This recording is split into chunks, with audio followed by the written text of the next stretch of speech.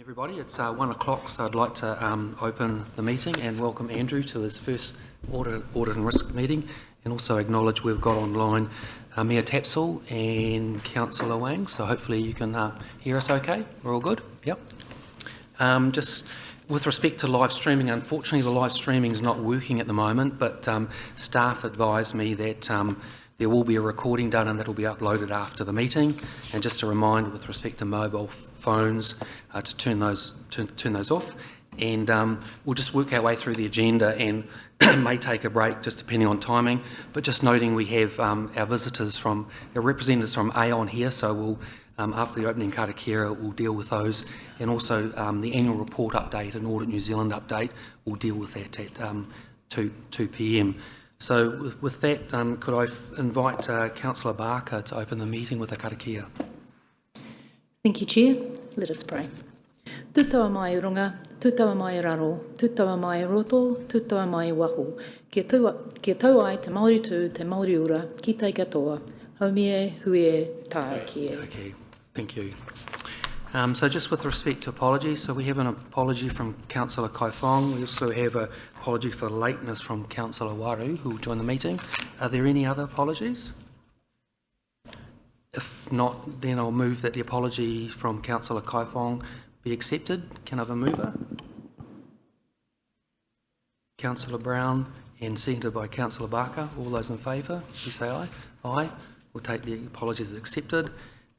Just confirming that the declarations of interest has been circulated, so we'll take that as read. At this point then, I'd just like to move to the Aon presentation. We have our representatives, Matthew and Deanna. Just not sure if there's a staff introduction first, or we'll straight into their presentation. Straight into the presentation, I think it is, yep. Cool, that's easy, but yep.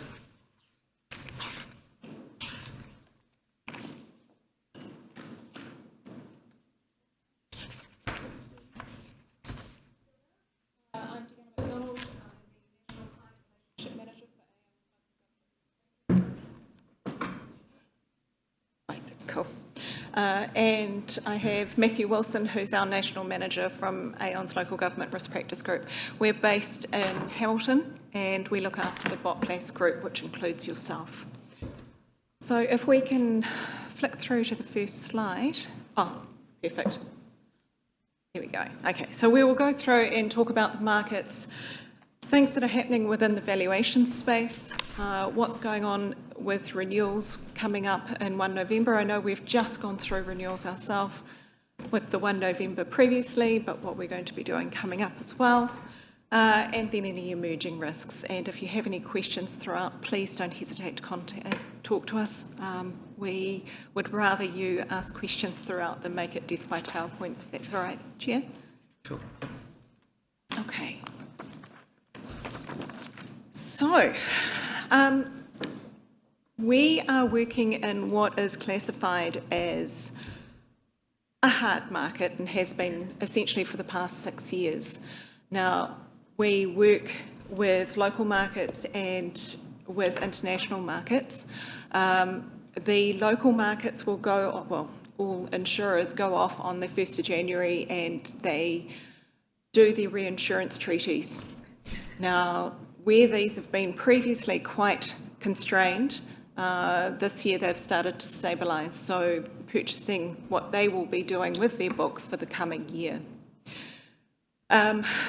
Effectively, they're wanting to collaborate more with getting better solutions within your books, so that they are becoming more the fence at the top of the cliff rather than the ambulance at the bottom.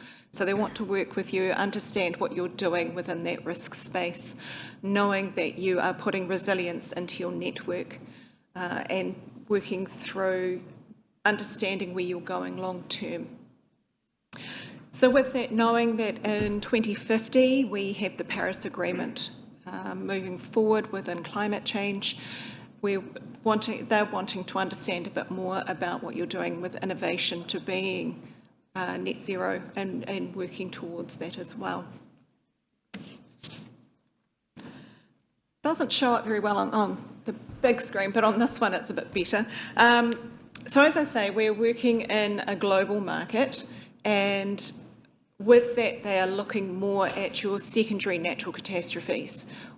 Where previously we have been focusing on the major natural catastrophes of the likes of earthquake, which have set the upper limits on your programs, they're now focusing a bit more on the likes of the weather events, which are occurring more often. They are your frequency events.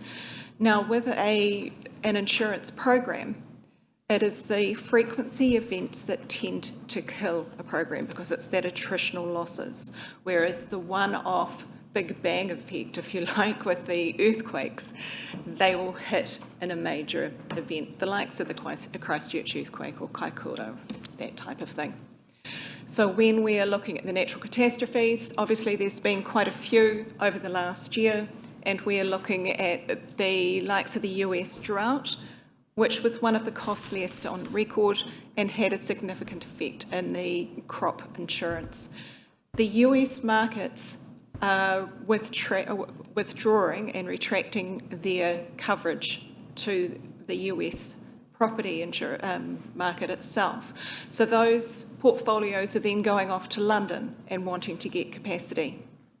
Now, what we do in that space, obviously we work quite stringently with London, especially for your below ground three waters reticulation, and they have some in the above ground, not in this one. Okay, with the three waters and also in the excess layer on your liability, so we work with them in that space. Now, we have been working with them on a long, on-term basis, and they understand your markets, they understand who you are, and we've been presenting to them because they like to see the whites of your eyes. So Stephen Boyle comes with us and represents on your behalf your portfolio and shares with them about what you're doing and how you are looking after your assets. So they already have that capacity set aside ready for you. So they won't be looking at the others until after they've provided all the capacity to their existing clients. Next one.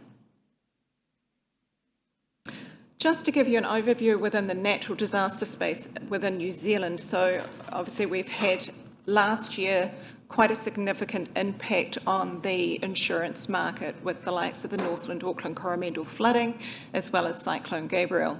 Now, these figures are provided by the Insurance Council of New Zealand, so this incorporates the domestic, commercial, corporate, as well as including council insurance costs. Last year was significantly higher than what it was the year previous, and that was in the first 6 months compared to the whole, spread out of the whole year. So we've seen quite an impact onto the local markets with the insured costs. Yes? Just add something to that. I'm sorry, you may cover this off.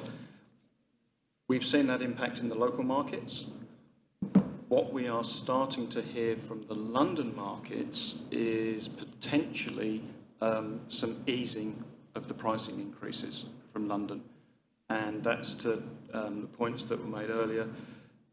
There has been an increase in capacity in the London markets because the reinsurance treaties have gone through easier this year than last year. So we can't guarantee that at the moment, but there is talk that if we are relatively clear from these secondary Nat Cat events, by the time we come around to going to the markets, as Dee said, you might find there's some easing on that at the moment. Sorry, I know you... No, that's all right. That's fine. So we'll move on to the next one just quickly. So talking about our valuations, when it comes to the renewals, it's making sure that you have the correct valuations on your assets. Next slide. We will be going through, now these are the September Consumer Price Index figures. However, there has been a latest release of those. And by the time we send out the schedules in the next 2 months for the insurance people within your business to go through, check, add your assets, etc., we need to make sure that you've got your current assets available. the valuations. And with that, if you're not going through a full revaluation, that you look at adding a baseline of these CPI figures. All right. Are there any questions to any of this so far? I guess a question I've got, just with respect to the valuations and the quality of the asset information, are there any observations or feedback of areas for improvement, or is Aon happy with the quality that is provided to enable those negotiations in London?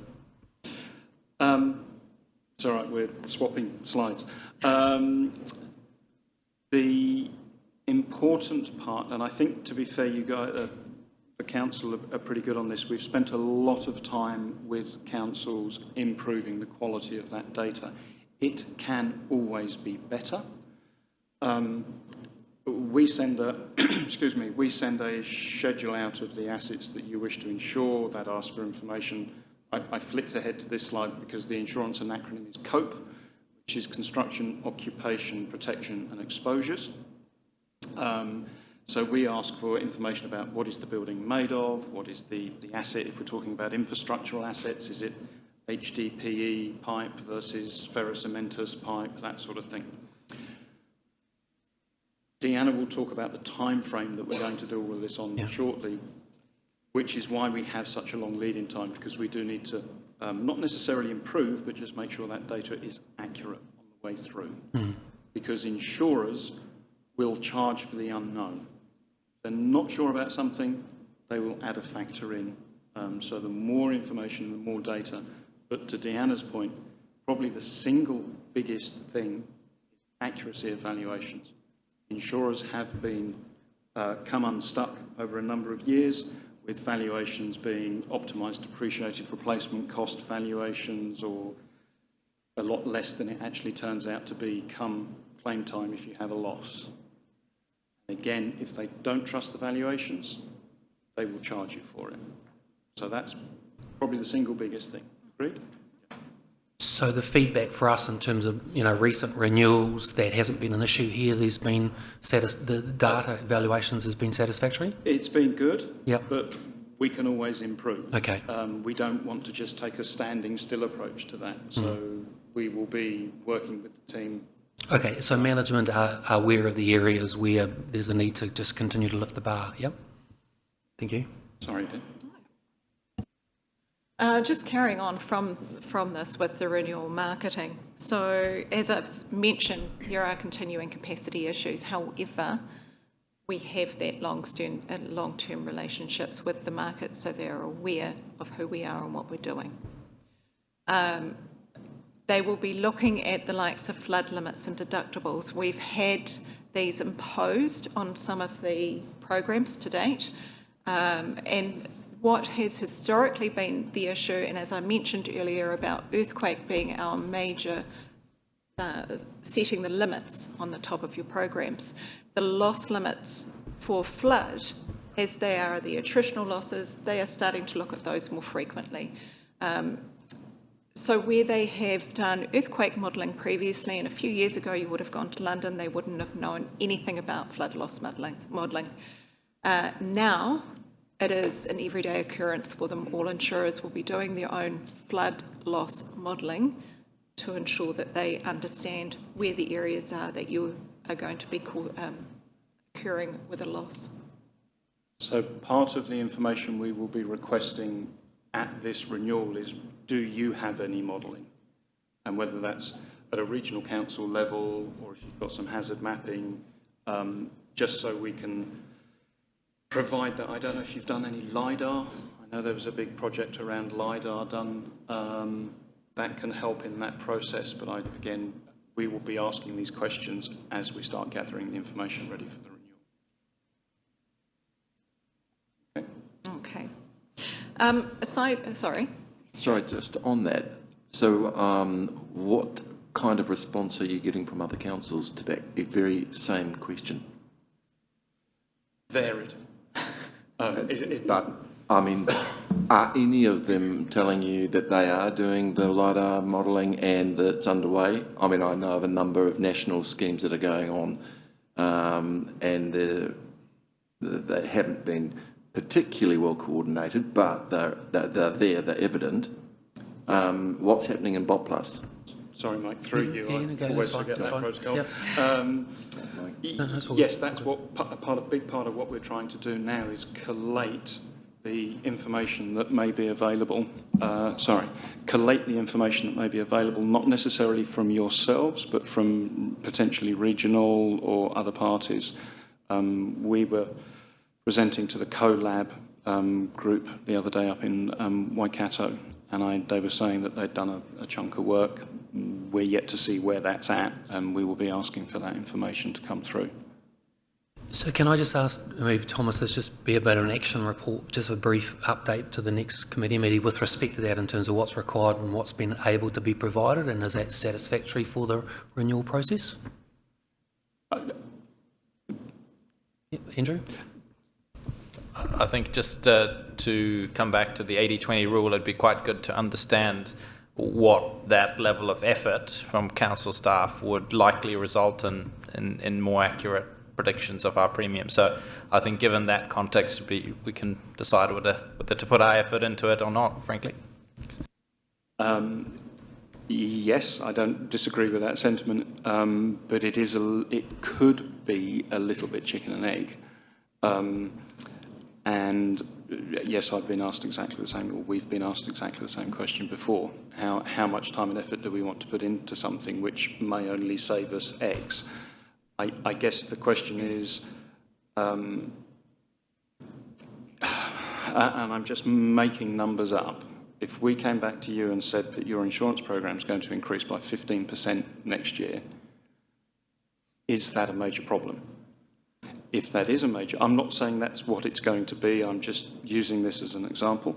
If that is a major problem, then we need to look at all the options that we can to obviously reduce those impacts.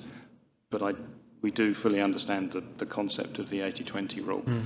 Okay. You're happy with that, Andrew, in terms of it's an ongoing conversation with these guys? I am. I'm just to be clear that the LiDAR assessment would only affect the flood risk modelling. So whatever component of our overall insurance costs as a result of flood insurance would be mitigated by further LiDAR. It's not going to affect the overall insurance program. I think if you look at the two numbers on lines 2 and 4, where the insurance market has paid, including domestic, so that the insurance markets have paid somewhere in the region of nearly, $4 billion worth of losses as a direct result of weather and flooding. It's front and centre of everybody's mind. Okay, thank you. I've got a couple of questions from Greg and then Councillor Brown, sorry. Not so much a question as a statement. We're investing tens of millions of dollars into stormwater mitigation measures. I'd like to think that rolls into some sort of discount. So I would have thought that we should be looking at what we're doing and how we're trying to get around that.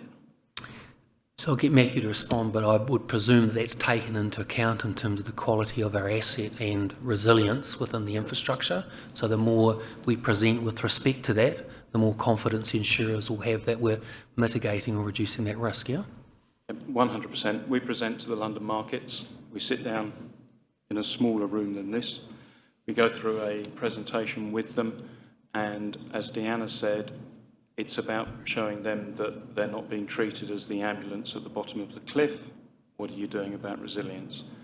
And that resilience can take many forms, whether that's capital investment in upgrading networks or defences, whether that's a structured renewals program that we can put in front of them, whether that's you utilising the LiDAR information you may have to dictate what you're going to invest in or where you're going to invest in the future.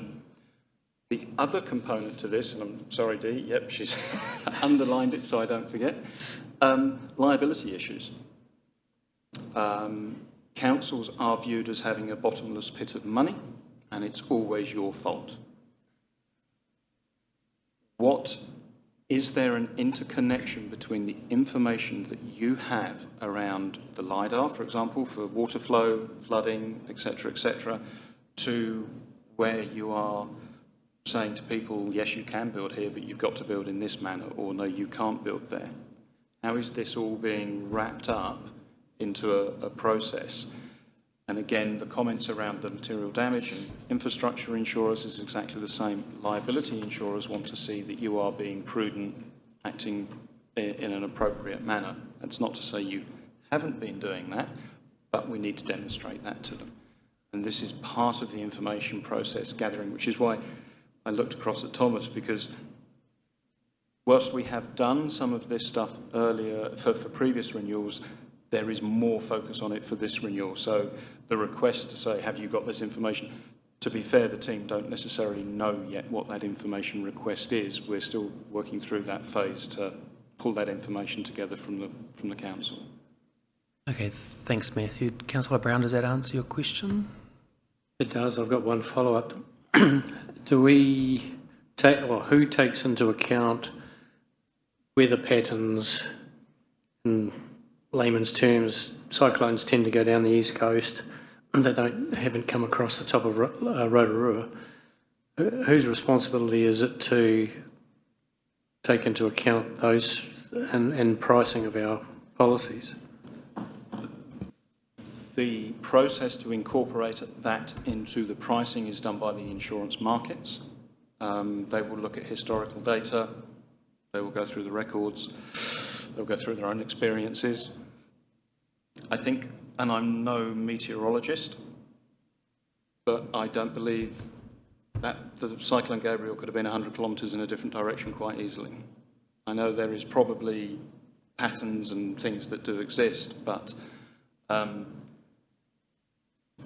the evidence is that we are seeing, it doesn't show very well, but we are seeing an increase in severity and frequency of these events. But that's what the markets do. We want to have as much information as we can to argue the case with the markets. We don't just accept it, but there will be underlying trends. Thank you. Councillor Warrow, did you have a question? Yeah, tēnā koe te tiamana, o tira tātou katoa. Tēnā kōrua, thank you.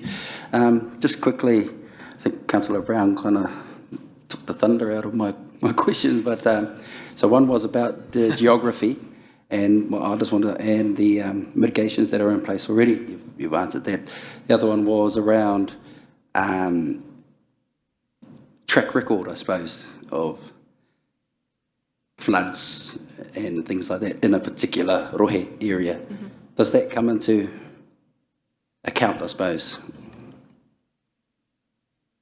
Yes, so we mentioned previous to your arrival, I apologise for that. No, I apologise, I was late. We talked about the London markets already doing their own flood loss modelling, so they do look at historical data of what's been there, as well as the information you provide.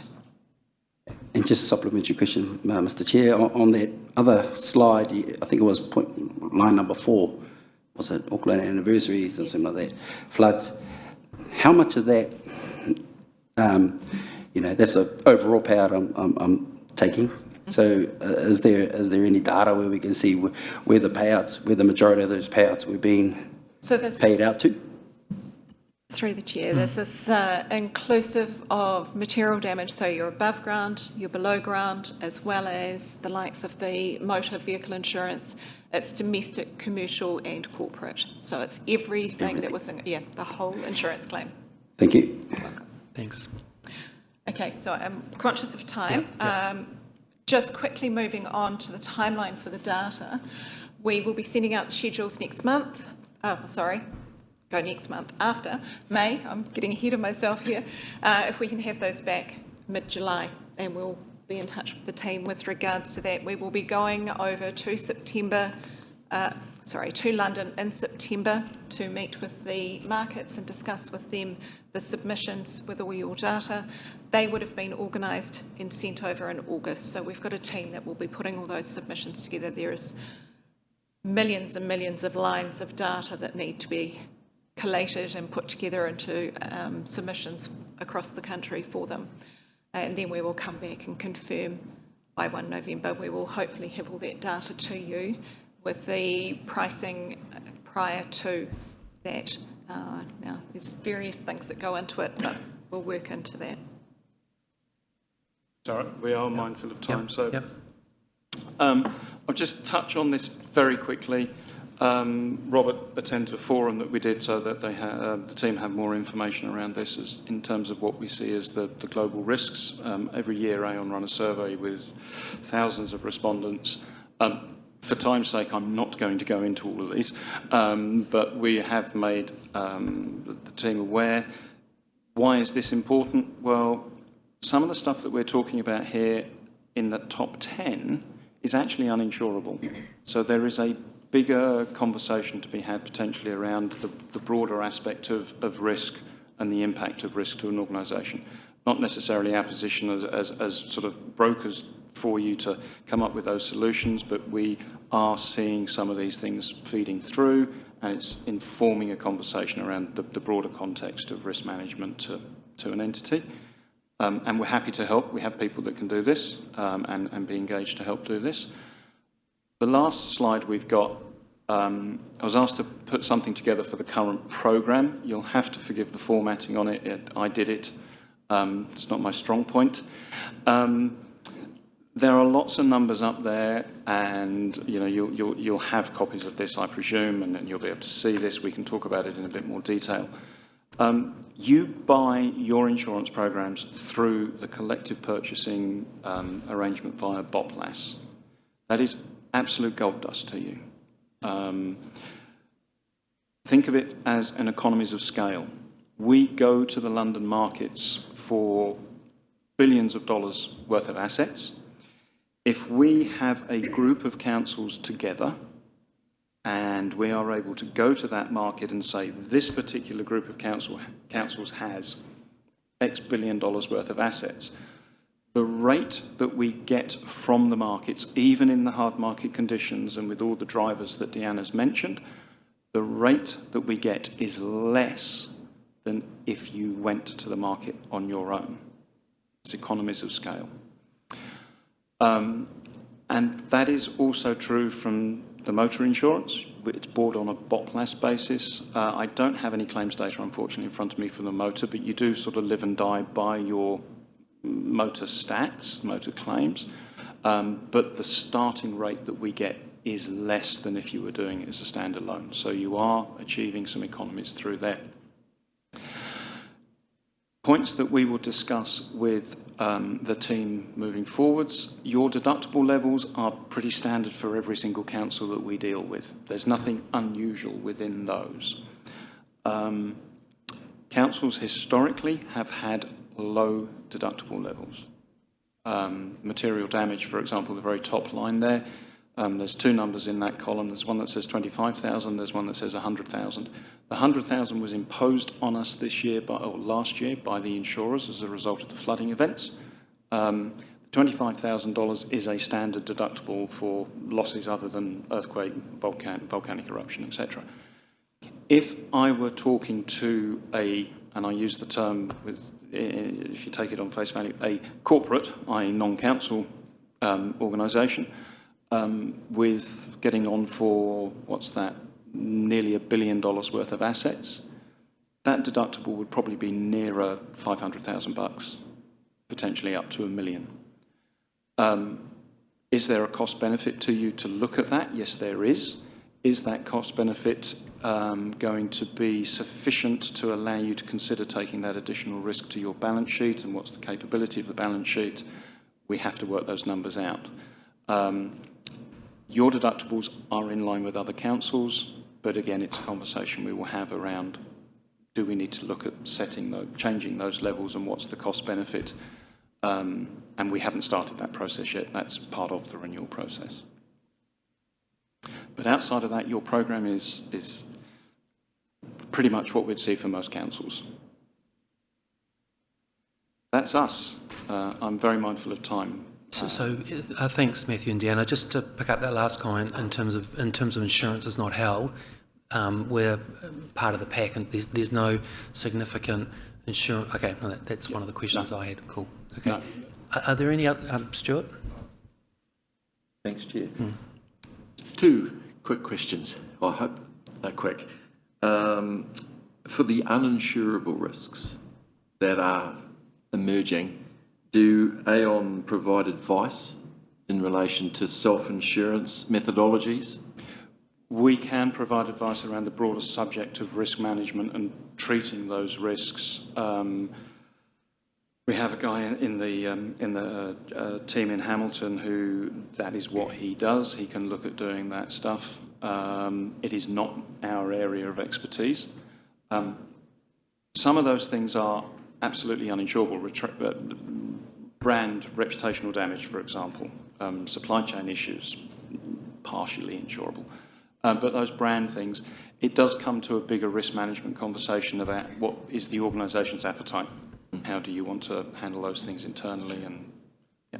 And the second question, which comes to, I understand the economies of scale advantages of BotPlus and what that is doing.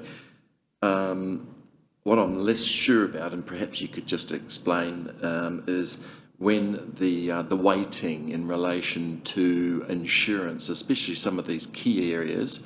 I mean, a marine council versus an inland council when it comes to the considerations of retreat, flooding, that whole kind of impact.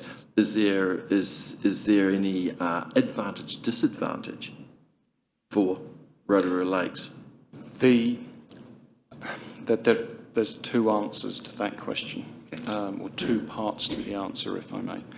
The first part is if you look at your physical assets, your above ground stuff, your articulation assets, those other things, you could argue that, I'll pick on Gisborne, you could argue that Gisborne has a higher exposure to tsunami, etc., etc.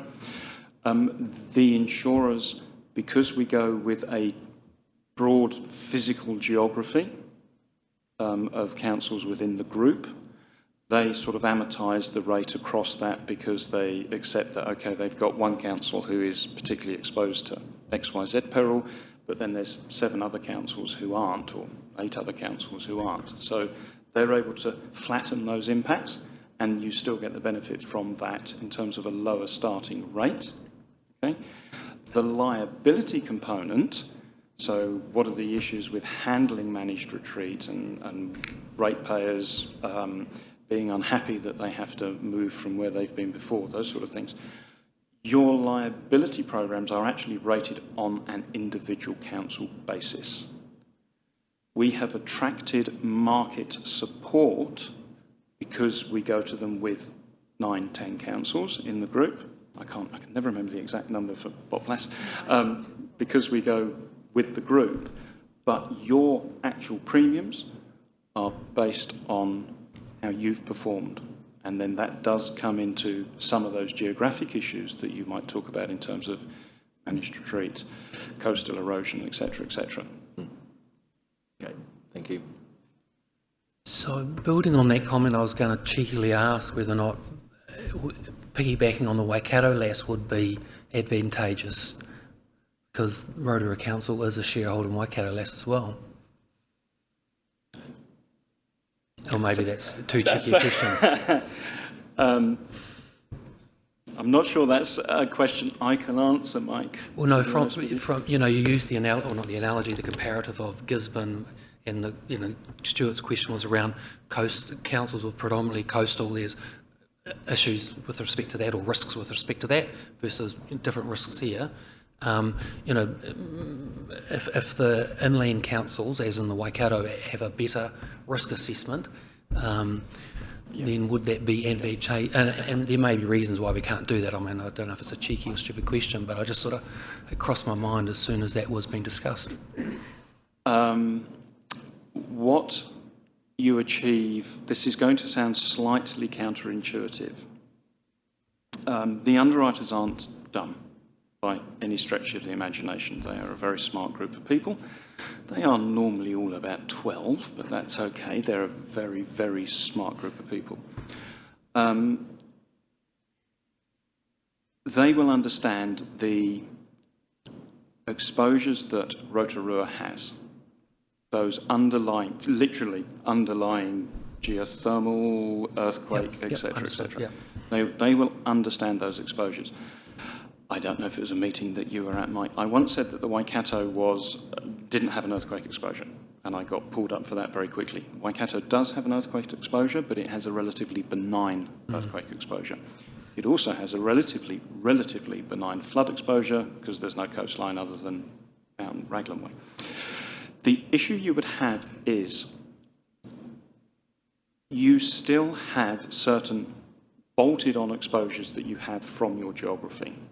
Insurers are going to look at premium pools. This is what they're driving. So because you are in a group through the BOPLAS group, which includes Gisborne, Tauranga, these other places, the premium pool that is generated by that group is sufficient for the insurer to be able to look at the exposures which are higher here than they are in the Waikato. And they're happy to get to that premium pool.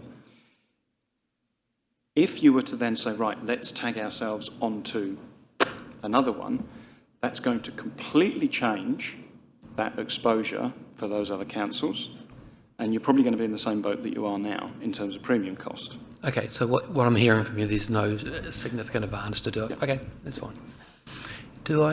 Councillor Brown. Just on the slide under global risks, excuse me, is that for us or is that for you? Because I can't understand increasing competition as something that is a risk for us. Yeah, these are not council specific. These are just the top 10 global risks that are seen across all industry sectors. So some of them, there is another slide which gives details the 60, which the team will have seen at a recent thing that we did. The ones which are really pertinent to councils, in our viewpoint, is that are uninsurable is the failure to attract talent. How can you get people to work for the organisations? You have huge potential exposure through regulatory and legislative change. I mean, we've just been through a raft of stuff on that. You do have impact by the supply chain or distribution failure. That's partly what is driving your rebuild costs to go through the roof. And you certainly have, you could put 8 and 9 together in essence if you were to say failure to innovate, meet customers, say failure to innovate, meet ratepayers' needs, and then the reputational damage that comes with that. No, number 10 doesn't really apply to you unless there's some regulatory change further down the track that nobody knows about. So, Okay. Yeah. So one supplementary, Chair. Yep. The risk-free rate for investments coming out of Fed bonds, does that affect the price of insurance for everybody? Like, does the certain portion of the insurance risk a premium on top of the risk-free rate? How does that work? So if inflation gets under control and the rates start to come down for risk-free, does that mean insurance premiums come off? The insurance market is driven by other factors. There absolutely will be some, and I'm not a financier, there will absolutely be, there used to historically be a correlation between interest rates and insurance premiums. And very simply put, what that meant was an insurance company would take premiums in. It does not necessarily mean they're going to be paying a claim out on day one, let's say. So they could invest that money. If they're getting a high return on interest by investing that money, and there's a whole bundle of regulations that exist around this, so they can't just go off and do something. If they are getting a high return, then cash becomes king. So you get into a cycle, this is what used to drive the market cycles, you get into a cycle where insurers want to get cash, cash, cash. So they price themselves down in the market, so they get cash in because they're making more on the investment component than they are paying out in claims. Then conversely, if you got to a low interest cycle, suddenly they've got to pay the claims out of the premium that they have collected, and you then see the premiums go up. That was broken and has not followed what everybody expected. And again, I'm not a financier, probably for the last 3 or 4 years. That's why the recent market conditions we had, Dee said we'd been in a hard market for 6, 7 years. It's normally a 3-year cycle, but we've seen this. But the things that have driven that hard market more than anything has been the increase in secondary natural catastrophe events has been the increase in rebuild costs and inflationary impacts. We've had global pandemics, we've had the war in Ukraine affecting the availability of stuff. So the insurance market, whilst it is impacted by some of these things, does tend to operate in a slightly different sphere, I think is the best way I can explain it. I can't answer your question directly. No, I think I get it. It's Which is complicated. a wonder. Thank you. Yeah, thank you. Okay, thank you, Matthew and Deanna. Very much appreciate the presentation. Good to see you folk, and obviously you're giving us a heads up of some of the work that needs to be done, and we look forward to seeing you back here at the appropriate time in the future. Okay, thank you. Okay, so just back to the agenda. So item 4 was just urgent items on the agenda. There was just one particular matter that I was going to ask the CE to talk to, which is just an update on his plans with respect to capital project delivery. There was a request from the Deputy Mayor for an update on a specific project, but just talking to the CE, he's just going to give us a broader update of his thinking at this stage of his approach to looking at that area of the business. So Andrew, if you're happy to talk to that, please. Thank you, Mike, Chair, and just to the committee to recap some of the discussions I've had just very recently with the Chair and Deputy Chair of the Audit and Risk Committee. One of the areas of risk to the organisation that has been brought up to me by board staff and elected members is delivery of our capital works program. It's not uncommon, as we've just heard from our insurers. A lot of those risks arise from some of the macro conditions that exist in New Zealand at the moment. However, others are a result of changes in legislative requirements that have driven an increased level of capital works investment by councils as opposed to their revenue when you compare to perhaps 10 or so years ago. So in regard to that, I have a plan in my first 50 days to look at both the overall capital delivery program, but also the tools that support those programs, including the One Council Tech One solution. So I've got those two as deep dive topics, and I also have some specific major capital works programs, such as the Rotorua Wastewater Treatment Plant Project, the Rotorua and Rotorua ET wastewater treatment schemes, the Stormwater Master Planning work, and the large IAF funded stormwater projects.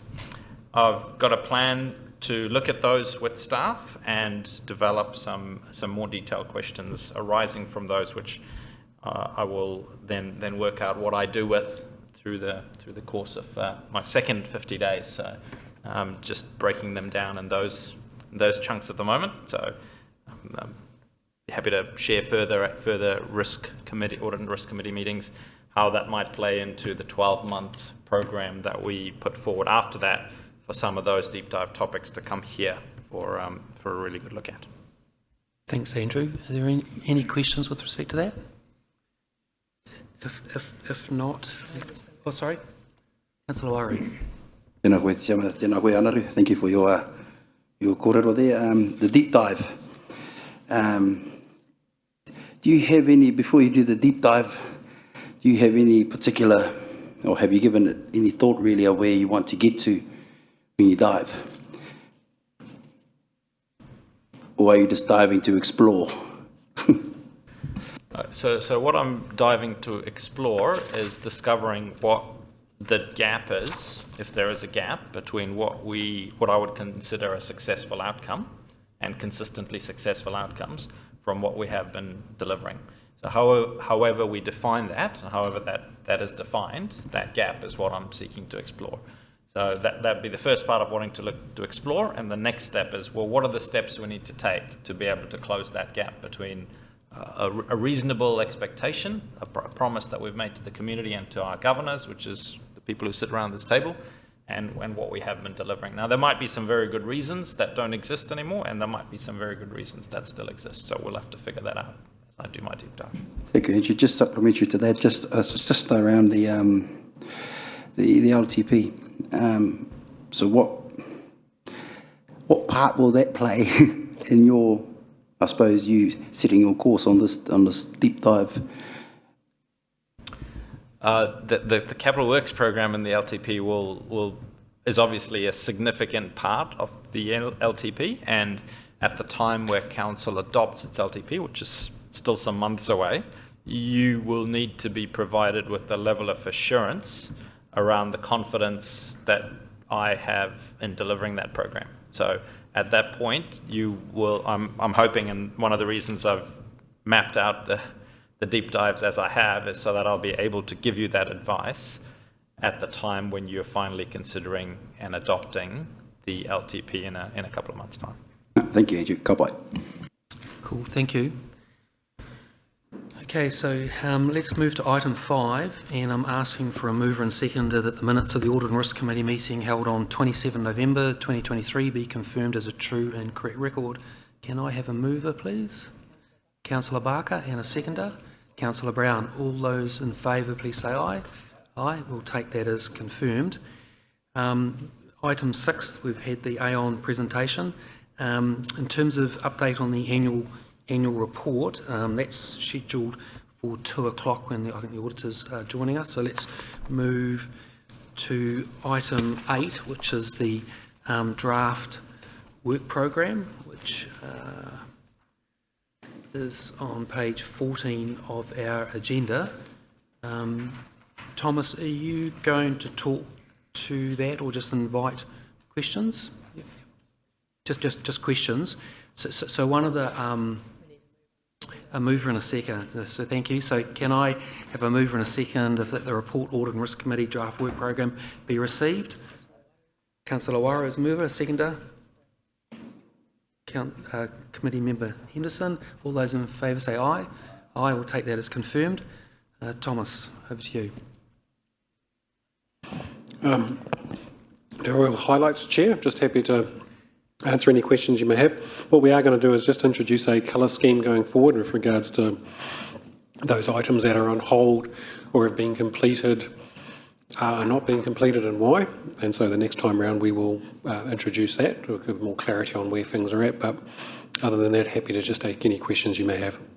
Thanks, Thomas. So yeah, really good to see that as it becomes a living document.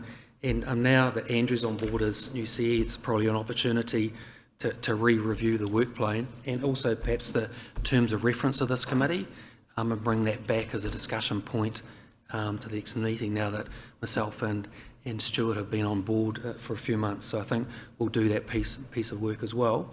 But is there anything specific on the work plan, noting that will be updated for us in terms of a living document, because some of the stuff has or hasn't been presented in terms of the tick boxes? Councillor Barker?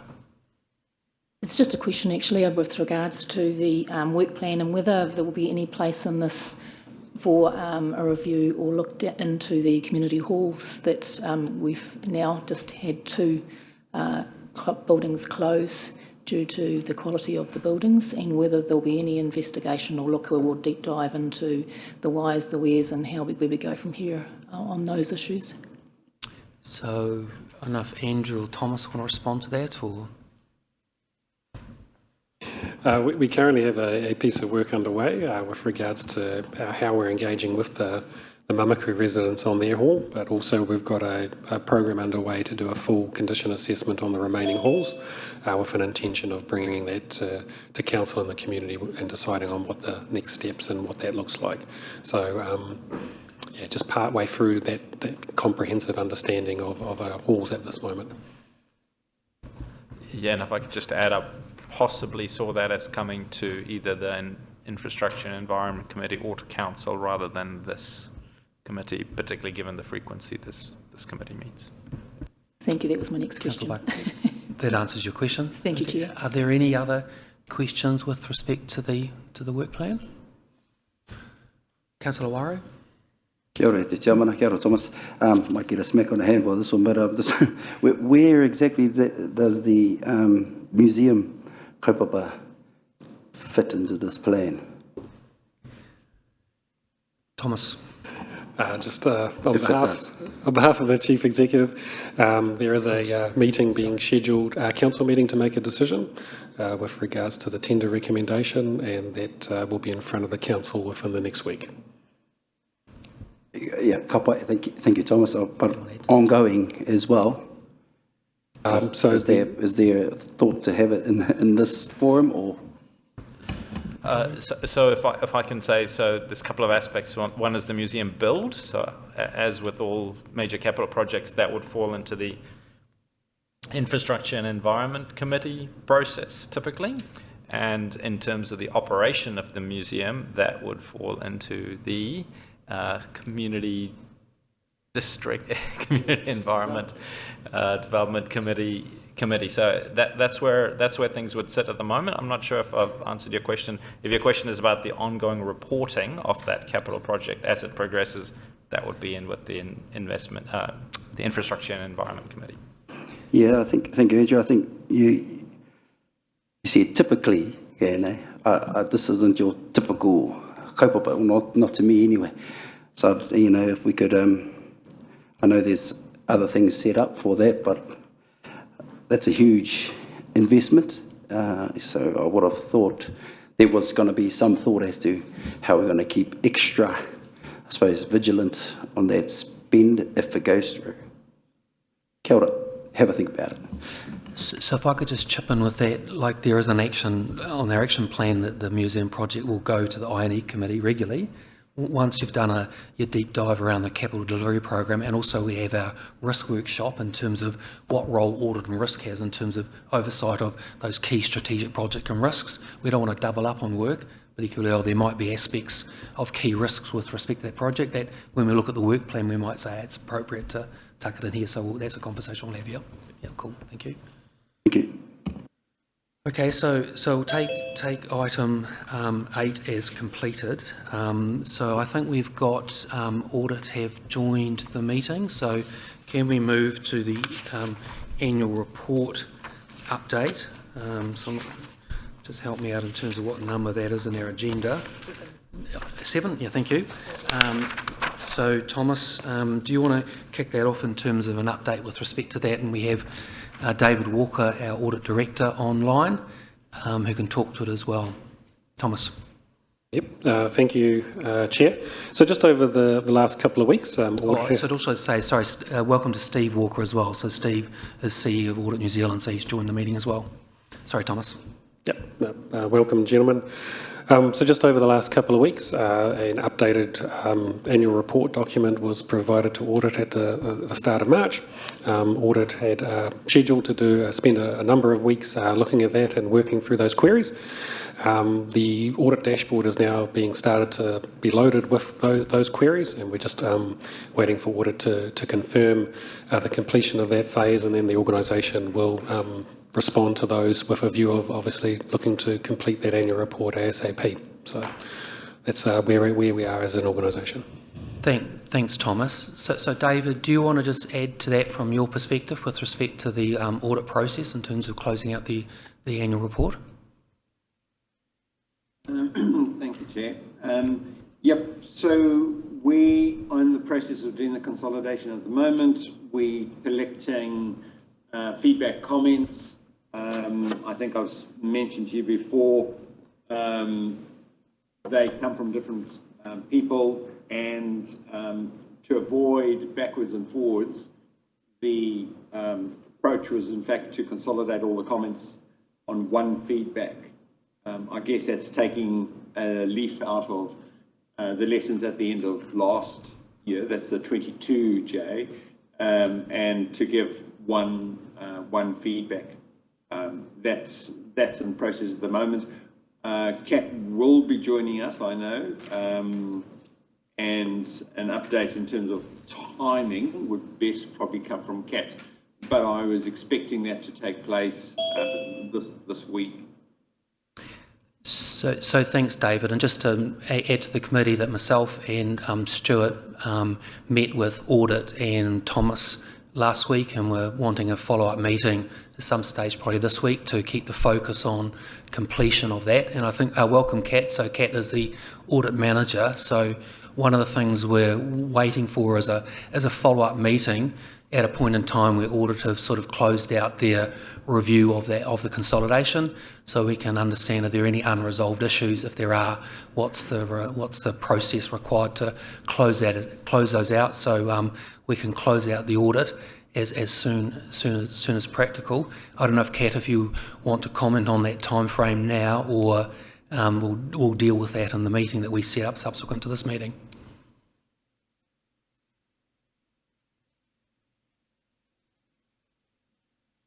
Sorry, Mike, were you talking to me? I didn't quite hear your last bit. Oh yeah, sorry, just David mentioned that you may give an update to timeframes. I'm just asking whether or not you're in a position to do that now, or we have asked for a follow-up meeting which myself and Stuart will attend with Audit and with Thomas and his team, just to ensure, and I think Andrew wants to join that as well, just to ensure that we're clear on any unresolved issues that need to be resolved to close out the audit, to issue the audit opinion, and then following that, discuss with the CE, and that the plan is to undertake a review of the annual report / audit process to identify the lessons learned, and in particular the actions required that need to remediate. So for the 2024 annual report process, we're in good space to not face the delays that we're facing at the moment. So looping back to you, Kat, is there anything around timelines you want to update, or that's going to be referred to a subsequent meeting that hopefully we'll be holding this week? Good afternoon, the rest of the committee members. Yeah, I think the team has finished the work on the consolidation on Friday. I'm in the process of reviewing that now, so I think maybe tomorrow I might be in a better position to know when we can have a follow-up meeting in terms of closing the loop on stuff. Okay, no, thanks. Thanks, Kat. And Chair, can I add, Kat, I wasn't sure whether you had joined or maybe you missed the sort of initial comments. My comment was I thought that we would, by the end of this week, we would be in a position to provide a sort of a consolidated feedback. At least the majority of what we've got, we'd be able to give feedback, so council themselves can start, obviously, considering the findings. Yeah. David, yes, I did miss that, your earlier comments, so sorry. Yeah. I think the thing is I'll just continue with my review, and then if we manage to get it earlier, then we'll let you know. So just to pick up a nuance, David, so we're very keen at that meeting that we've got the whole list of unresolved queries, and that we, from that meeting, have a clear action plan of what needs to be resolved. So I guess we're waiting on your review work to be completed. So Thomas and team are really clear what needs to be done. Can I just run through a couple of points? I'll start with the one that you sent me an email, but I haven't been able to get back to you. Your question was, and at the pre-meeting we had, was whether the infra-core impairment issue had gone away. Was it still unresolved? So Shadab was doing the right thing. He was looking at the IPSAS transition and raising the questions around the CCO. So I had a look at it, did 5 years history. I won't bore you with the details, but yes, it is in fact resolved. Okay, thank you. I engaged with Shadab on that, so that is resolved. So David, I'm happy for that sort of detail to be sort of worked through at the meeting. We'll set up hopefully later this week, and we'll involve Andrew in that as well. I think the key thing is that to give the committee confidence that we're all focused on closing this out as soon as we can. Okay, then my other comments I'll just hold for our next meeting. Yep, cool. Okay. No, thank you. So ball's in your court, David or Kat, to set that up with us, to get that in our diaries. Thank you. Is there any other questions from the committee with respect to the discussion we've had so far? I'm not seeing any questions. Yeah, any other comments you wish to make, or we've got a clear process to close the audit out, but also flag that the CE intends to undertake a review process with respect to the annual report process and audit, and the lessons learned, and particularly the actions required to, I don't know if you want to... Yeah, cool, thank you. I just wondered, Chair, is it opportune for me just to add a couple of comments at this point? Sure, if that adds to the conversation or whether or not you want to feed that into the review process, over to you, Steve. But I guess the primary focus at the moment is we want to close this audit out, and I think there's effort going into that, but I think there's a real conversation to be had around the lessons to be learned from the process. So, and the CE is going to undertake that review. Yeah, probably only one comment to make, Chair, and reinforce the value of always having an independent party come in and perform a review like that. I think absolutely invaluable to sort of improve things going forward. Ordinarily, as an external party, we would often be a bit hesitant about engaging with a process like that, but I think in this particular case there's good reason to engage, particularly given part of it, I'm assuming, will cover the nature of, I guess, the interactions and how we improve those between the finance team within the council and us as auditor. So fully supportive of the review taking place and fully committed as leader of Audit New Zealand to have our team engage with you in that process. Okay, no, thank you for that. Andrew, a comment? Oh, you just referred to the Chief Executive a few times, so I thought I couldn't not have a chance to add my own particular flavour. So, look, I appreciate the work of everyone in this room. I think what's really useful about where we are now is we're all very clear of what the next step is, and that is to close out the list of comments that we have received, the complete list of comments that we've received from Audit New Zealand, in the shortest possible time. And we've got to meet, if we don't have a meeting, we have a meeting scheduled to explain those comments so that we're all very clear on what they mean. But we have a full list of comments. We're going to close those off, and then we can look forward to doing an independent review, because I'm very keen to improve the outcomes for everyone going forward. But as I said, what I'm really excited about is that we're very clear that we've got the next step that we're all united on, which is clearing off that defined list of comments that we've got. Thank you. Thank you, Andrew. Okay, so thanks to the Audit New Zealand team for joining us. I appreciate your time, and we'll obviously engage further and further conversations. Thank you. Okay. Thank you. Cool. Thanks. Bye. Okay, committee, we're now on 8.2. Can I have a mover and a second that the report actions register, which is on page 15 of our agenda, be received? A mover? Councillor Brown? Seconder, Councillor Wara. All those in favour, please say aye. Aye. We'll take that as confirmed. So it's really just to answer questions or queries on that list.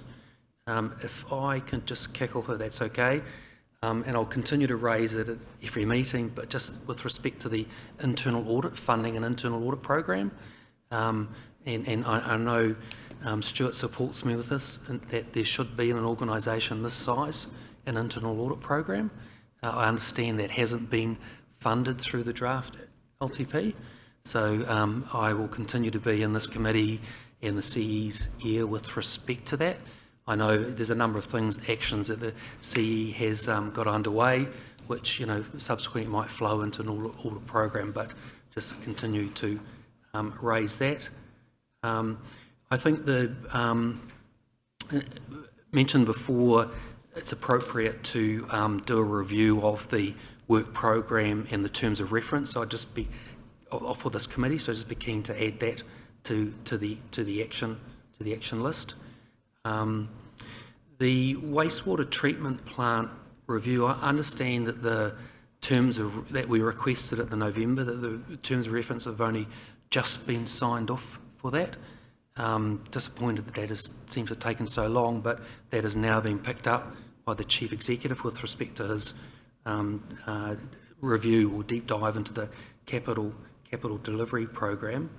And there was one other item here, the procurement policy. So when the procurement policy came to the committee, there was request, I think it came from Mayor Tapsell, defining better the specific circumstances where the CE could go outside of the the standard process.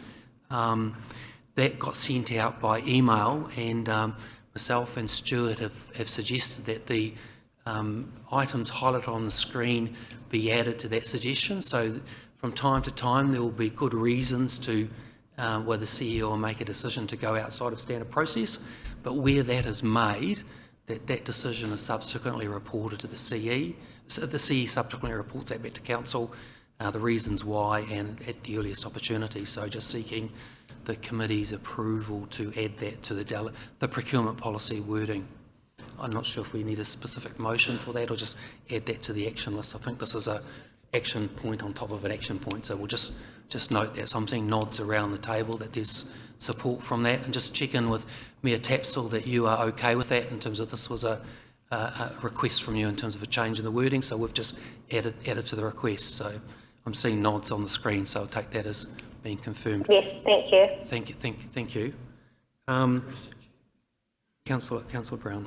Just, that seems open-ended to me. Is there pieces of the policy that are not here that would require the CEO to come to Council?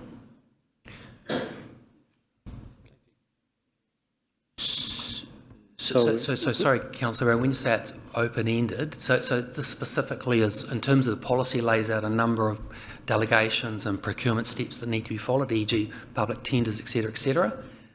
So from time to time the CE, for specific reasons, may make a decision to not follow that standard process, and there should be good business reasons to do that. That in those cases, that'll be subsequently reported to Council, so Council actually has visibility of those decisions. Yeah, it's subsequent though, isn't it?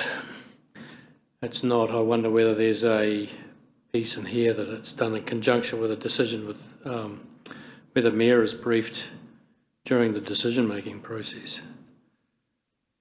Andrew or Thomas, do you want to? I might just jump in. So this is not around, these are not financial delegations. This is not to spend any of the money. This is just around deviating from the procurement process, Correct, if I understand correctly. Correct. Yeah. Just so that this is stuff that's already in train.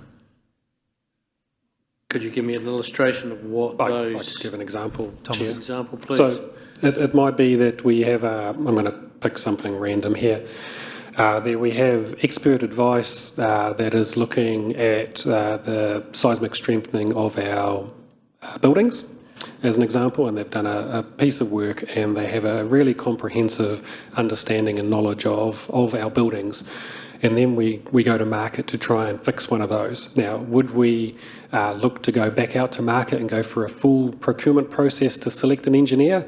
Or can we demonstrate to you that actually we have a high quality engineer there, it has knowledge, we're comfortable with the rates that we've tested it, so therefore it wouldn't make sense to go out and waste people's time in the market when we're comfortable with that engineer. And so that would be an example of where this would be applied, bearing in mind that the financial delegations also kick in. So if it's a substantial contract, over $1 million, it still has to come back to Council for approval, and if it's within that 350 to $1 million, it either requires the chair of the committee or the mayor to co-sign that procurement documentation as well. So there are extra hurdles with regards to ensuring appropriate eyes and transparency is across those decisions. I hope that answers the question.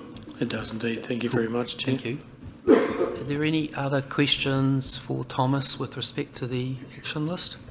If not, no, thank you. So let us move to item 8.3. So can I have a mover and a seconder for that the report gifts declaration be received? Moved by Councillor Barker, seconded by Councillor Waru. All those in favour, please say aye. Aye. We'll take that as confirmed. So welcome, Clint. So Clint's just going to give us an overview of the report. I think I've been volunteered for the overview. Good afternoon. Thank you. So on behalf of the team, so what you do have is Council's policy that deals with gifts as part of its sensitive expenditure, and the sensitive expenditure policy covers a whole wide range of expenditure type, knowing that there needs to be an extra level of accountability and transparency back to our community with regards to how we procure and spend those things. So, and the gifts register is one of those. So the gifts register is maintained by the people and capability team, and so when gifts are received by staff or elected members, then those get pushed through and recorded on that register. You will see on that register that the last instance was back in, I think, 2019 or 2018 with regards to registered gifts. And that led to a number of questions, particularly from the two independent chairs, as to the robustness of that gift register. So one of the things we did reflect on is that probably the culture of the organisation, particularly over the last 10 years with regards to accepting gifts and encouraging that, has been one to not do it. So we don't tend to receive a lot of those, but also there's an element with regards to hospitality and those sorts of aspects, just a bit of a re-education with our organisation to ensure that we are capturing everything. And so we will be doing a piece of work going forward to re-educate and do that sort of elements. And I know that the chair as well has suggested implementing a process once a year with regards to asking our people that have financial delegations to confirm that all gifts have been recorded on the risk register. And so we'll look at including something like that into our processes going forward. With that, we're happy to answer any questions you may have. No, thanks, Thomas. So the only other comment, and good to hear in terms of the actions going to take in place, is that the policy at the moment only talks about gifts, and it seems to be silent on hospitality. So I think the policy should be reviewed to incorporate gifts and hospitality, and there should be some parameters around when it's appropriate to accept hospitality, and also comments around frequency, etc., because that is an area that is, particularly in terms of supplier relationships, from a stewardship perspective, we need to be really cautious and careful about. And the fact that the register has no entry since 2018, certainly my eyebrow was raised when I read that. So I appreciate your proposal to re-educate and reinforce with the organisation, and that annual certification, I think, where people confirm that they've complied with the policy, I think is a really good, particularly specifically budget holders, is a really key step to implement. Stuart? Thank you, Chair. I just had one thing that I would like to see added, and it's not just about gifts and hospitality that's accepted. It's when they're offered, and this is a materiality thing, but it is equally important to know that when they have been offered and declined, but that should be registered, because it's a really important component of go forward stewardship, and also for your assessment, especially when it comes to procurement and other elements. So it's not just what's been accepted, it's what's being offered to management and councillors. Andrew, you got a comment on that? Yeah, just if I can, thank you for your comments. I think I can understand where you're going with this. Can I maybe say the team will take that away and look at it, but with the understanding that we apply a higher threshold to gifts that are not accepted, and I believe that would be appropriate. So if we can take that away and consider how that applies. Yep, sounds good. So we'll just add the action list. Are there any other questions for Thomas and Clint? Councillor Waru? Tēnā no koe te tiamana, kia ora koutou. Just my question is around the act of koha.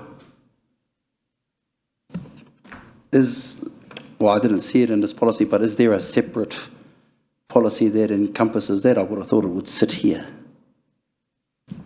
Thomas? Koha received would be included in here, but koha given wouldn't be on this register, no. Okay. And also we're calling it gifts or something, but someone like taonga, receiving a taonga like that one over there in the corner. There was a gift, a taonga to the council, which was accepted. Is there a difference? To me, there's a difference, but I mean, is it robust enough to encompass that? Yeah, I think the policy deals with gifts to staff and elected members versus gifts to Council Inc. Yeah. And so those would be obviously captured in another forum with regards to how they're being received and stored. Whereas if something like that was gifted individually to a staff member because of their role, then yes, that would end up on the gifts register. Yep. Kapai, thank you. Is it? Thank you, Thomas. Are there any other questions? If not, thanks to the team for the presentation. In that respect, then, can we move to item 8.4? So can I have a mover and a seconder to that the enterprise risk report be received? So moved by Stuart Henderson and seconded by Councillor Barker. All those in favour, please say aye. Aye. We'll take that as confirmed. So Thomas, you're going to speak briefly to this report, yes? Yes, look, my apologies. Our Rond was quite ill this morning, so I am, look, he did have a presentation. I don't have that, and I'm just happy to take any questions that you may have. What we'll remind you is obviously we're targeting that May workshop with councillors with regards to that risk workshop, and out of that risk workshop we do expect a little bit of work with regards to our policy settings and risk acceptance. But outside of that, happy to answer any questions that you may have on the report, bearing in mind I might be limited with what I can answer. No, thanks, Thomas. We'll take it as read and as again to reinforce that May 9 workshop is really critical for us as a committee to really agree on what are our key strategic risks. So the councillors have understanding and ownership of those, and particularly then what mitigations are in place. And we saw from Aon earlier today, top 10, not all of those 10 apply to us, but certainly a handful do. So looking forward to that workshop. But are there any specific questions for Thomas with respect to the report?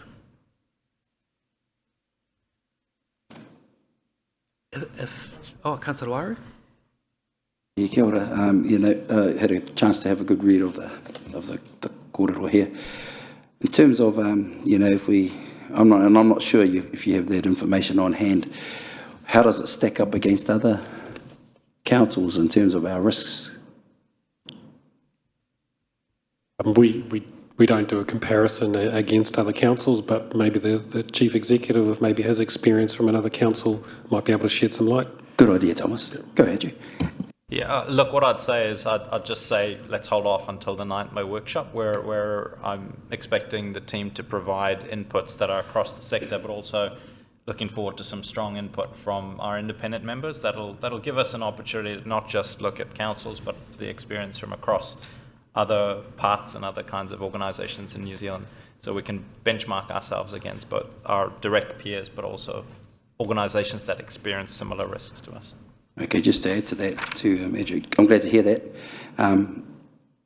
So when you say wait to that workshop, is that, because the way I read it, things have been identified, but is that a chance to really dig into it and see what the actual things are operationally? From our perspective, this is a really good bottom-up review. That's the word Stuart uses. What we want to do is, as a top-down, and say, what are the top 12 key strategic risks, with maybe 15, but it's in that order of things that potentially are keeping Andrew and his team awake at night and may keep councillors awake, and understand those, have a clear understanding of what the risks are, but more importantly then start diving into what are the mitigations that are in place to reduce, well, a lot of them you can't eliminate, but to reduce the risk to an acceptable level. But our role as a committee then ongoing will be to have confidence that those mitigations are effective. I mean, it's all very well to identify a risk, to say you're going to do this and this, but if you don't do this and this, effectively the risk is at the raw level of not being mitigated. So I think the paper and work Elron's done is a really comprehensive bottom-up, but we really want to look top-down on what are the key strategic stuff. So hopefully that sort of answers your question. Thank you, Mr. Chair. You articulated it a lot better than I did, and I guess I came in not bottom-up or top-down, and was sort of on the side there. So, yeah, I get you. Thank you. All good. Thank you. Mayor Tapsell. Kia ora everyone, and through you, Mr. Chair, and apologies, I'm needing to joined by Zoom today. I just wanted to make a comment as well that I think that workshop will be quite good for elected members to understand that how when a risk is raised, how from an organisational perspective that's then monitored, so that we can have assurance and also confidence that once it's raised, there will be processes in place to make sure that as soon as there's a red flag on something, that someone is actively ensuring that we can get it back on track. Because from an elected member's perspective, often we will find out about things once it's reached a point where there is an extension of time or further funding may be required. But it would be good to understand how these issues can be mitigated earlier and more efficiently. So I am really looking forward to the workshop. I think it will be also fantastic for our new Chief Executive to join us in that to further his understanding on it as well. Cool. Thank you, Mayor Risks, Tatchell. definitions, that'd be good.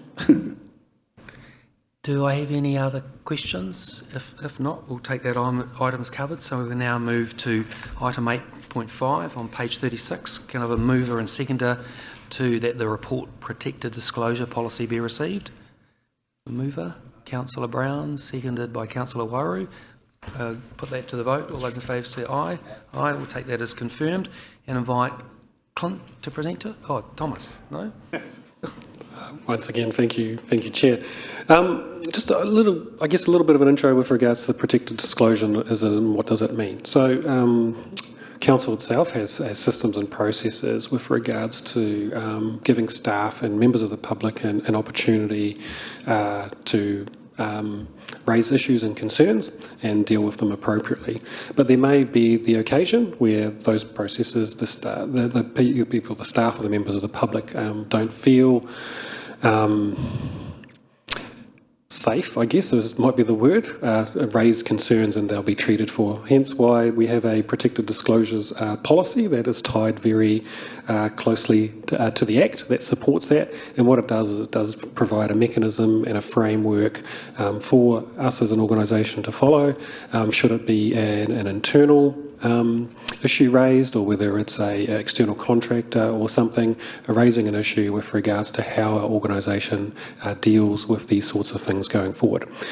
Generally, they do tend to go, if they do occur, and I can't remember the last time if we had one, was they go through HR, and normally HR liaises with the Chief Executive, or if it is appropriate, it can also include the Mayor with regards to the governance arm into these positions as well.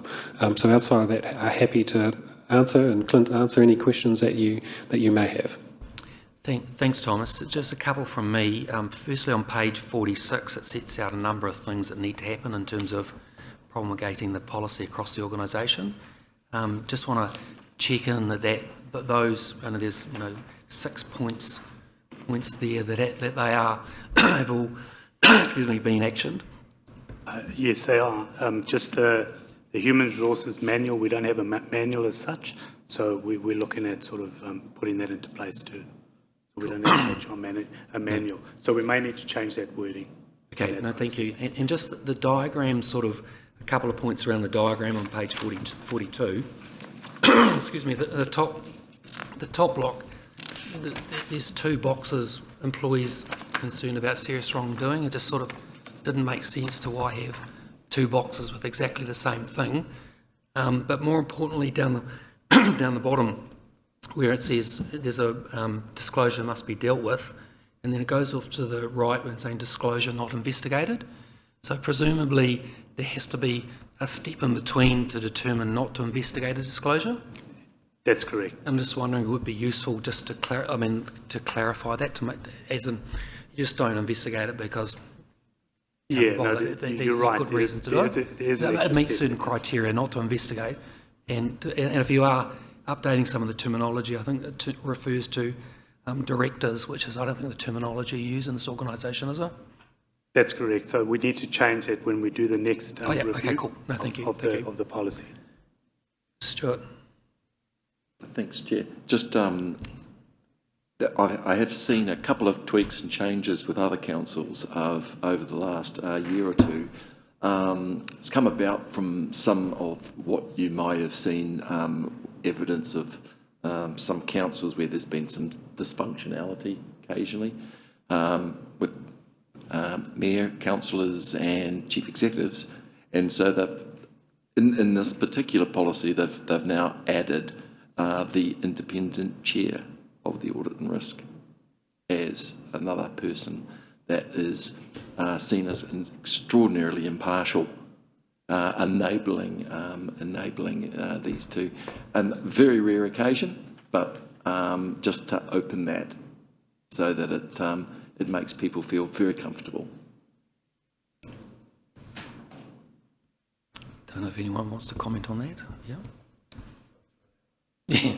It seems a sensible idea. So there's some nods from around the table with respect to that. So that's something you can take on board? We can take them on board, Yeah, yes. thanks, Clint. Councillor Waru? Sorry, Mr. Chair, it's just just point of clarification. You talked about, I think it was the wording was director. Is that what you used? Is that what are you changing that? So I think it was the DCEs, if I'm corrected. So we've changed those titles with the exec. Copy. Thank you. Thanks, Kawaru. Any other questions? If not, we'll take that item as taken. So we can move to 8.6. Ask for a mover and seconder that the report Health and Safety Policy Charter be received. A mover, so Councillor Waru, seconded by Councillor Brown. All those in favour, please say aye. Aye. We'll take that as confirmed. We're in your hands, Clint.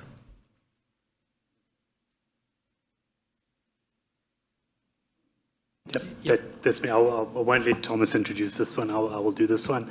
Look, we'll take the report as read. When I've been in the tenure for about 2 and a bit years now, our objective with health and safety obviously is a continuous improvement process. I have invited our health safety and wellbeing manager, Jesse. What he's going to do just on a high level is just talk about our ongoing work plan that we've got and a bit of the high level from that. Jesse. Thanks, Clint. So the work plan covers several elements of our health and safety management system with 3 key or high priority areas, including officer due diligence. So that involves developing and embedding a health and safety governance framework. Risk register review, which includes reviewing our health and safety risks, identifying those and ensuring that the controls remain effective. And thirdly, contractor management. So that includes ensuring there are robust procedures and practices around when we engage contractors and other situations where we have a shared duty in relation to health and safety. And so we'll be reviewing this plan in the next few months and then start in the next planning cycle with new objectives with input from the Health and Safety Committee and executive team. Thanks, Jesse. So I think that this is our living document with this, so we'll continuously be evolving that too. So if you've got any questions, we're happy to take those. So can I ask what regular reporting comes to governance, council laws with respect to health and safety, in terms of ongoing lost time injuries, any near misses, audit completion, work plan, etc., etc.? So we do have a standing item in the council meeting. So in this Wednesday's agenda is a section in corporate services which provides an update on health and safety, LTIs and those sorts of issues. So it is done on a monthly basis into the council operations update. Cool. Thanks, Thomas. Any other questions on this item? Councillor Brown? I can't find it, but there was some reference to a vault safety manual or thereabouts, vault risk register. That's a real thing, and I wonder whether the chair might have eyeballed it like he has eyeballed the gift and hospitality register. So Vault is the piece of technology that we use to manage all the health and safety. So it does exist on our network, and it can be cited. So, but not sure whether this committee wants to get into that level of detail. No, I agree, but I wonder whether the chair might like to eyeball it and see how well it's functioning. Yeah, like I think in answer to that question, for me, it's about that we've got confidence there's a good system in place and there's good reporting up so that governance are across key health and safety matters and particularly the implementation of the work plan. So, you know, sort of don't want to dive into the weeds. It's really more confidence the system's in place. There's a good culture and reporting of key health and safety matters. So the CE sort of nodding next to me. So, yep. And that's something into the risk workshop we can possibly canvas as well.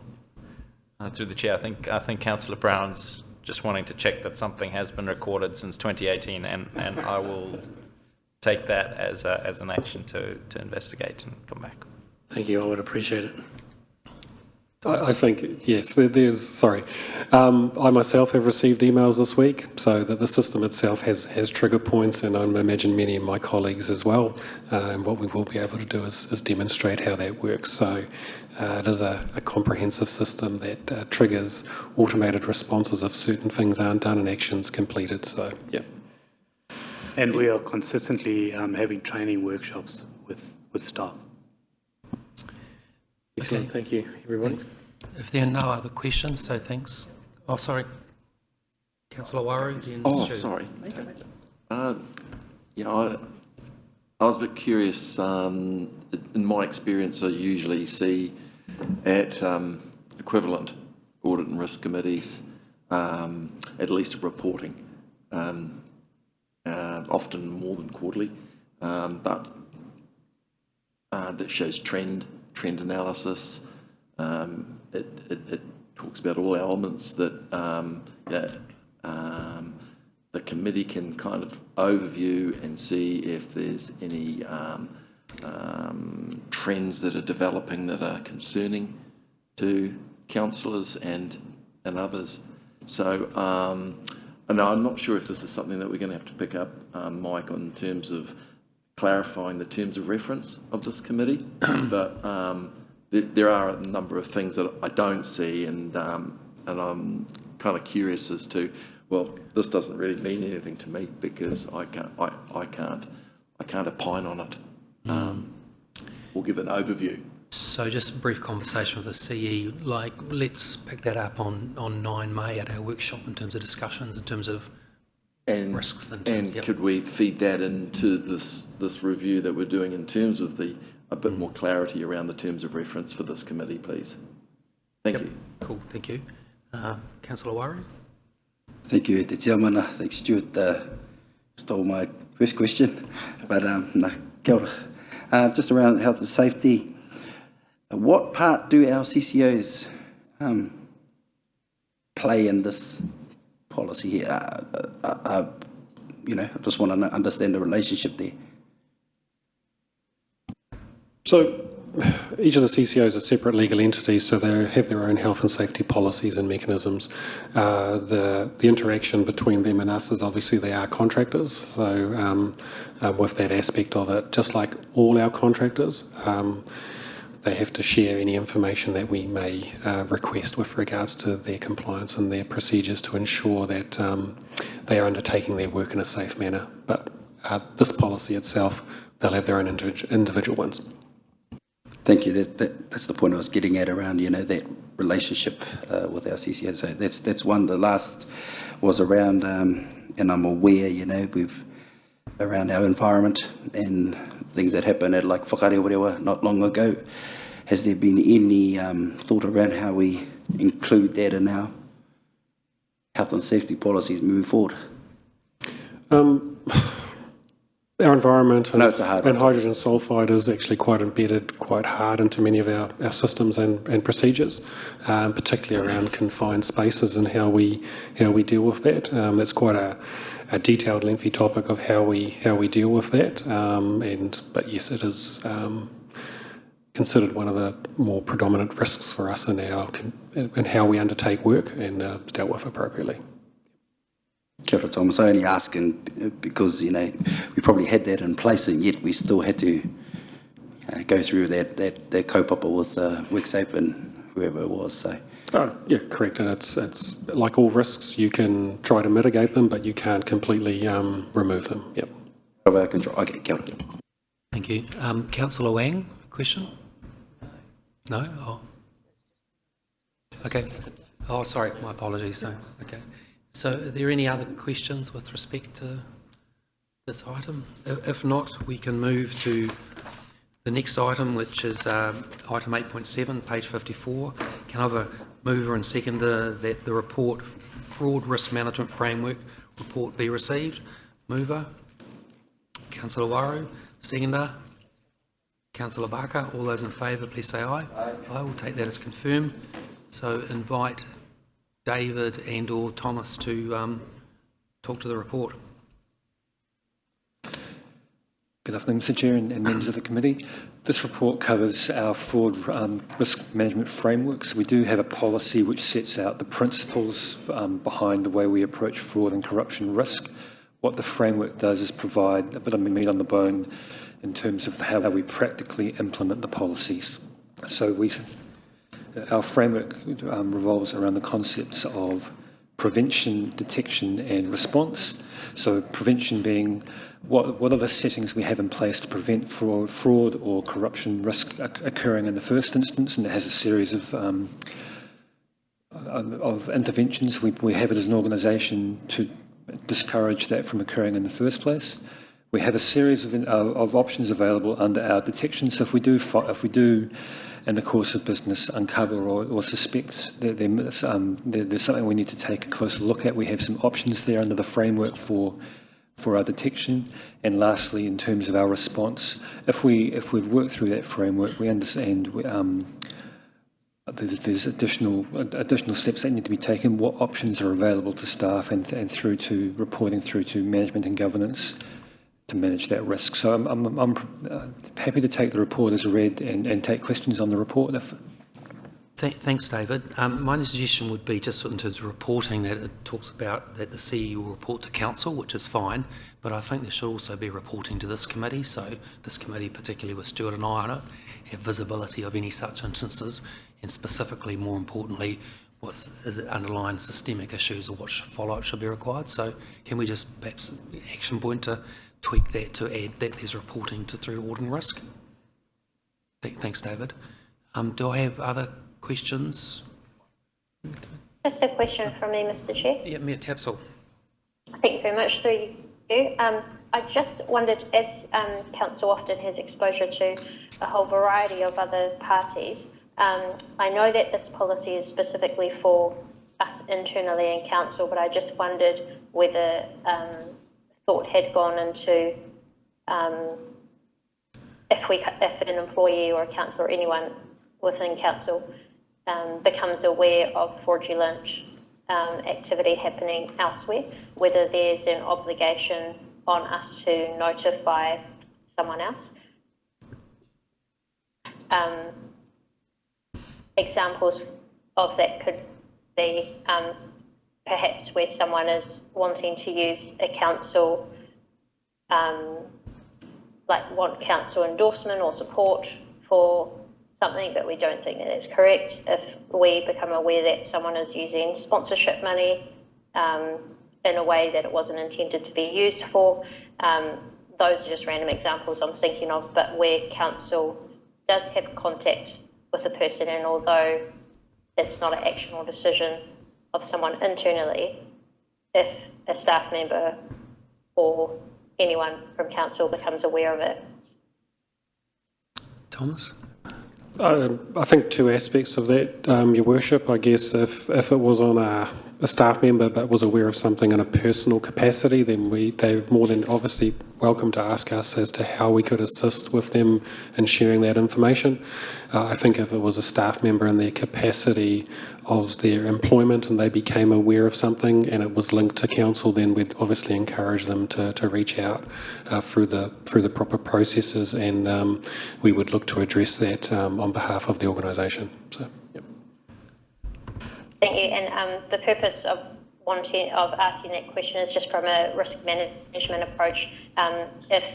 If anyone else, a third party, was to act or behave or in a way that which could be considered that, but they may have been seen to have had support from council, whether they did or not, or involvement of council. That's just why I think it's important that we also consider that as well. But otherwise, very happy with the policy. Thank you. Thank you. Any other questions for Thomas and David? If not, we can now move to item 8.8. Can I have a mover and seconder that the report Long-Term Plan 2024 to 2034 supporting information be received? So mover, Councillor Barker, seconder, Councillor Brown. All those in favour, please say aye. Aye, we'll take that as confirmed. So that's an attached set of papers. So Thomas, we're in your hands. Thank you, Chair. So just committee members, just what we have taken the opportunity here is to give the Audit and Risk Committee an opportunity to look at some of the underlying information and ask questions around the supporting information for our long-term plan. So what we have done is we've just attached, obviously, the agenda items that were considered last month, but happy to go into more detail and give the independent members an opportunity to look at these and ask us any questions, I think in particular around the significant assumptions and also our Treasury policy. So with that, I'm happy to answer any questions you may have. Cool, thanks Thomas. So let's deal with the significant assumptions first and then we'll move to the Treasury policy. So Stuart, I know there's a couple of things that you want to talk to. Thanks, Chair. Yes, I guess that when looking at the significant assumptions, and it's the materiality of them there and their impact on the decisions that you're making, especially around the LTP, and with this council, we all know that the capital projects are your biggest component of that risk at the moment if we were really eyeballing it. Now, in relation to those, the bit that really kind of, and I guess it gives me some concern for a question, is around the cost growth and in particular where the use of inflation and inflation traditionally being used by councils as bill predictions, Treasury predictions, other of these independents. And it's something I've picked up quite a bit recently with the Office of the Auditor General because I've been really concerned about the way that is feeding through into the shorter end of LTP assessments and assumptions. Because they've been they've been undercooking, is the best way to say it, inflation predictions, and that's really very material for this council. And I know it's part of what the Chief Executive is going to be looking at in relation to where the risks lie in terms of where you think things are going in terms of cost escalations, and especially around the areas of, and I'll just come to it, to roading and water and environment. Now, the Auditor General, and I asked them the question, are you looking and are you starting to scrutinise what councils are using for, especially for your 2025, 26 and 27 years, of what the reality of these are versus the predictions coming through from Burl? And the OAG basically came back with, yes, we look to see Burl local government inflation projections, but that we do expect to see councils modify those in particular circumstances that are pertinent to their region. And so I look at this and I think 2025, 3.1 on roading, 4.3 on water and environment, with the knowledge that I know out there right now, people are factoring in 15 to 20%. I'm not kidding. And for 2026, there seems to be sort of going back to a sort of a mean reversion, which is typical of statisticians, but really 1.9 on roading and 2.2 on water and environment. I just question, are these really robust enough? Have we really looked at the situation that you're currently reviewing your big projects? They have a massive impact.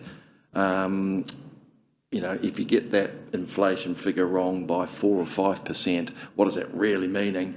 We know what that means. It means cost overruns and significant cost overruns before they've even happened, and you've already got them. So I really, that was my one, if I call it a deep dive into everything. I was happy with other assumptions, with interest rate and other things, but that was the one that just gave me, that would keep me up at night, I'm afraid, folks. Thanks, Stuart. Thomas, do you want to sort of respond to, I guess, the challenge, or Andrew? Andrew? Yeah, I might just respond by saying yes. That is a significant issue that you've raised and we've discussed informally. Look, all I can say is what we're trying to do with the Capital Works program is understand the risk from a bottom-up level. So what you've indicated is that as a portfolio, a general trend might be you'd expect in these categories of investment to see 15 to 20% year-on-year growth in costs, and that isn't an unfair statement considering what is happening in the market. Expect that. What the approach that you can expect me to take going forward is to look at that and understand where those risks, where those cost escalation numbers should be applied, because we don't have certainty of cost, either because we haven't contracted it or we don't have sufficient cost escalation control mechanisms within our contracts.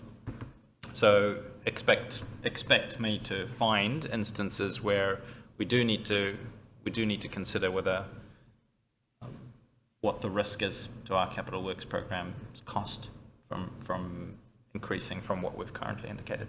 I'm not prepared to say that at this point. I'm sure that's exactly where we're going to land. So Andrew, so that piece of work will come through, and if there are changes, will be part of a CE submission to the LTP if you consider that adjustments need to be made, like effectively just the pathway to handle that, to pick up the concern or the issue that Stuart's raised? That's correct. That would be done following as part of the deliberations with regards to the Chief Executive's submission into the LTP, if there are any things that land on that. Okay. And so can I just Council's made the decision that the CD is not being audited, but audits still have to review the significant assumptions, and we just need to make sure that if there are any challenging issues there with respect to audit's view on things, that they are dealt with. Do we have good, is there engagement at this stage with the auditor on those, or is that scheduled in, and do we have confidence around the timeline in that respect?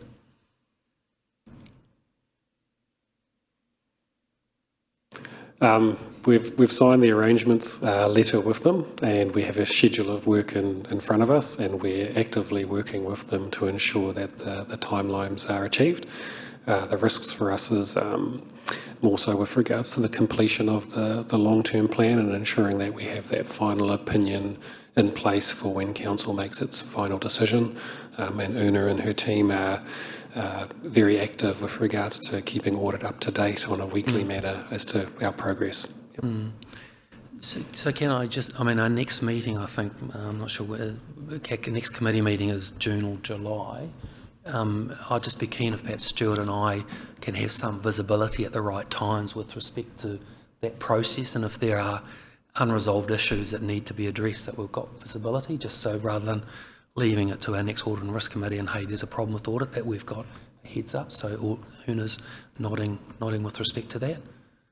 Are there any other questions or comments on the assumption? Councillor Waru, before we move on to the Treasury? This is probably to Andrew, and in our May workshop, with that korero around the capital risks, will that be part of the workshop?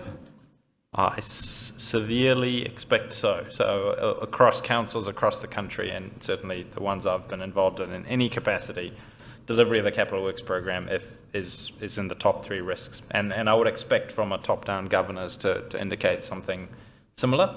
If not, then kapai, but I would expect that's a really high risk. Okay, thank you. Yeah, no, that'd be good to get a good analysis on that, because although I did hear the korero that Stuart just put forward around his concerns around the assumptions and the risks, I'll be honest, I don't necessarily agree totally with that, but I'm keen to see what comes out of that, especially with you, Stavros, and Thomas presenting it that way. But hoi anō, that's just my whakaaro, so thank you. Thank you, Councillor.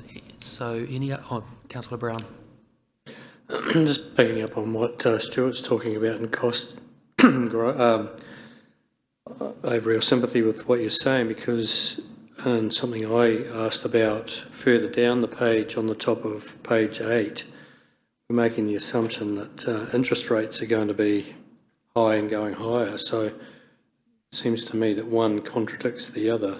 They're either all going down or they're all going up. So I think we want to probably have a bit of a think about that. And yeah, it's a big one to get right.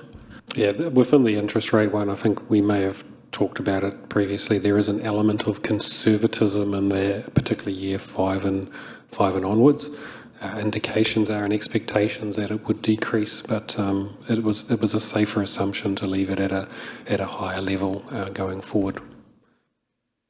Stuart. Yeah, just to support Thomas on that, I looked really closely at those interest rate assumptions, and I was broadly really comfortable that they're as good as you can do in the circumstances of what we're seeing in terms of global inflation, global interest rates, New Zealand following, and as much as one can predict where the OCR is going to average out over the course of the next 10 years. I thought it was pretty bang on,